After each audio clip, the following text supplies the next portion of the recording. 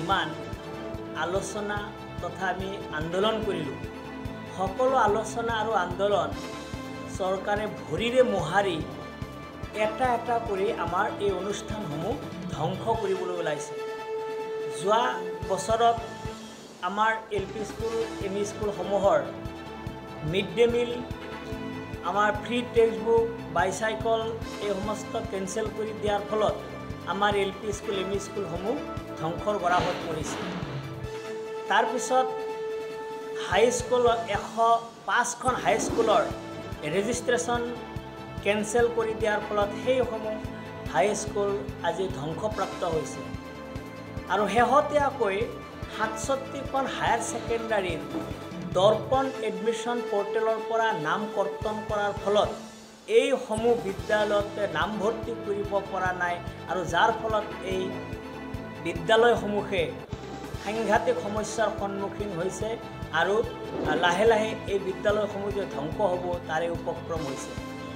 এই ক্ষেত্ৰত আমি বিভিন্ন সময়ত আজি 2 মাহ ধৰি শিক্ষা বিভাগৰ মাননীয় শিক্ষামন্ত্ৰী মহোদয় আৰু বিভিন্নজন বিষয়াক লগ ধৰি তেখেতসকলক অনুনয় বিনয় কৰিছোঁ যদিও তেখেতসকলে কোনো ধৰণৰ আমাৰ এই অনুৰোধক কোনো ধৰণৰ প্ৰশ্ৰয় দিয়া নাই বা কোনো ধৰণৰ কাম তেখেতসকলে আজিলৈকে আমাৰ কৰা নাই।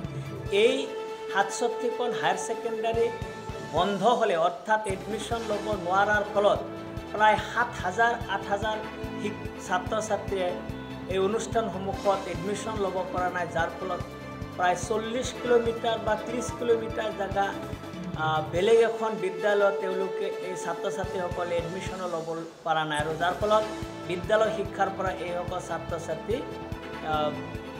আঁতৰি থাকিব লগা হৈছে।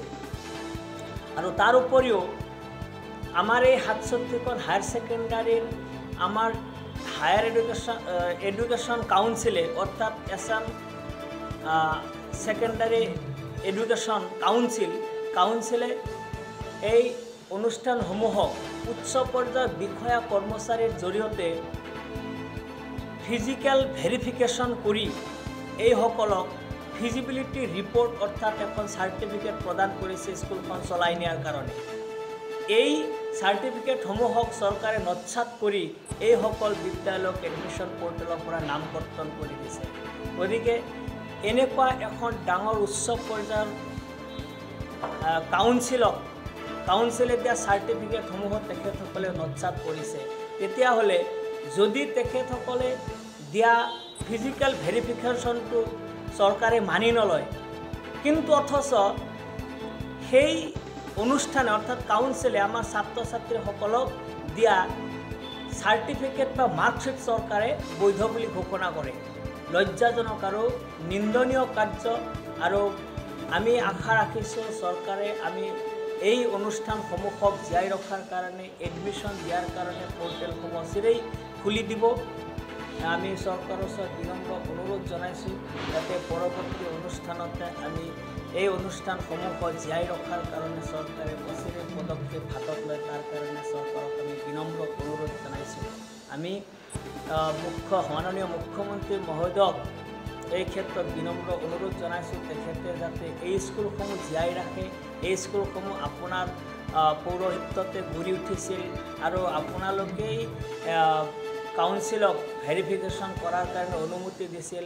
মই আশা ৰাখিছোঁ মাননীয় মুখ্যমন্ত্ৰী মহোদয়ে এই ভেৰিফিকেশ্যন অৰ্থাৎ ফিজিবিলিটি ৰিপৰ্টৰ ওপৰত বেছ কৰি এই শিক্ষানুষ্ঠানসমূহক আকৌ পৰ্টেলত নাম অন্তৰ্ভুক্ত কৰাৰ কাৰণে সুযোগ দিয়ে আৰু আমাৰ ছাত্ৰ ছাত্ৰীসকলকো আমাৰ স্কুলসমূহত নামভৰ্তি কৰাৰ কাৰণে সুযোগ দিয়ে। কাৰণ সেই ছাত্ৰ ছাত্ৰীসকলে আজিও কোনো অনুষ্ঠানত নামভৰ্তি কৰা নাই, কিয়নো সেই স্কুলৰ পৰা আন এখন স্কুললৈ যাব লগা হ'লে প্ৰায় 30-40 কিলোমিটাৰ দূৰত তেখেতসকলে যাব লাগে। গতিকে ইমান দূৰ যোৱাটো সম্ভৱ নহয়।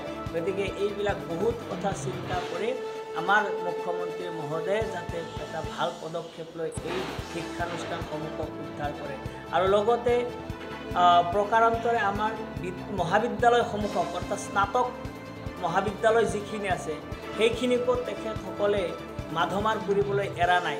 তেখেতসকলে এই স্নাতক মহাবিদ্যালয়সমূহক আমাৰ সমৰ্থ পৰ্টেলত প্ৰাইভেট বুলি লিখিছে তেখেতৰ, অৰ্থাৎ এই বিদ্যালয় মহাবিদ্যালয়সমূহ আজি প্ৰায় 15 বছৰ 20 বছৰ আগতে কনকাৰেঞ্চ পাইছে, এফিলিয়েশ্যন হৈছে ইউনিভাৰ্চিটি, ইমানখিনি ডকুমেণ্টছ থকাৰ সত্ত্বেও এই মহাবিদ্যালয়সমূহক তেখেতসকলে প্ৰাইভেট পৰ্টেলত তেখেতসকলক নাম সংযোজন কৰিছে। আৰু ভৱিষ্যতে তেখেতসকলে যি পৰিকল্পনা প্ৰৰচনা কৰি আছে এই প্ৰৰচনাৰ পৰা যাতে এই মহাবিদ্যালয়সমূহকো মুক্তি দিয়ে, অৰ্থাৎ আমাক এই মহাবিদ্যালয়সমূহকো যাতে চৰকাৰী পৰ্টেলত সোমোৱাই লয়, তাৰ কাৰণে মই মাননীয় মুখ্যমন্ত্ৰী মহোদয়ক বিনম্ৰভাৱে অনুৰোধ জনাইছোঁ। গতিকে আজিৰ এই সংবাদমেলৰ এইখিনিয়ে বিষয়বস্তু।